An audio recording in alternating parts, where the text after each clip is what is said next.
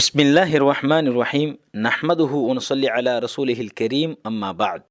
அரபி எழுத்துக்களுடைய வரிசையில் 11வது எழுத்து நம்ம பார்க்க போகிறோம். இந்த எழுத்து குர்ஆனில் 1500க்கும் மேற்பட்ட இடங்களில் வந்திருக்குது. இந்த எழுத்தினுடைய வடிவம் ஷேப் எப்படி இருக்கும் அப்படின்னு பார்த்தா, நம்ம இதுக்கு முன்னாடி பார்த்தோம் ஒரு எழுத்து ரா என்ற எழுத்து, அதே எழுத்தை போல தான் இதுவும் இருக்கும். மேலே ஒரே ஒரு நுக்தா, அதாவது புள்ளி மட்டும் இருக்கும். இந்த எழுத்தினுடைய பேர் இதை எப்படி சொல்லணும் அப்படின்னா ஜ என்பதாக இதை சொல்லணும். இதை இங்கிலீஷில் தான் சொல்ல முடியும். தமிழில் இதுக்குள்ள அந்த எக்ஸாக்டான உச்சரிப்பு இல்லை. ஸோ இசட் ஜ என்பதாக சொல்லணும். தமிழில் புரிந்து கொள்வதற்காக வேண்டி ச அல்லது ஜ, பெரும்பாலான மக்கள் இதை ஜ என்பதாகத்தான் உச்சரிக்கிறாங்க. ஆனால் அது தவறு.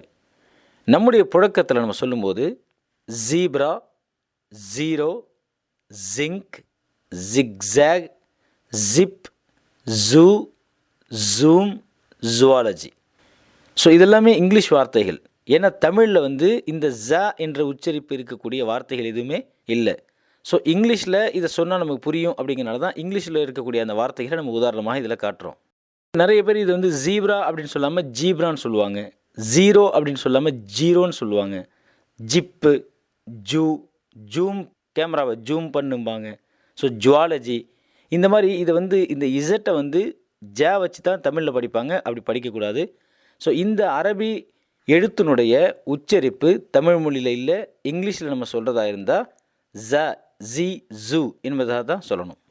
குர்ஆனில் 1500க்கும் மேற்பட்ட இடங்களில் இருக்குது. அதில் ஒரு சில இடங்கள் ஹுமஸ, ஜ, ஜ, லுமஸ, ஜ, ஜ, மீசான், ஜ, ஜ, மவாசீன், ஜீன், ஜீன், ஜெயித், ஜ, ஜ.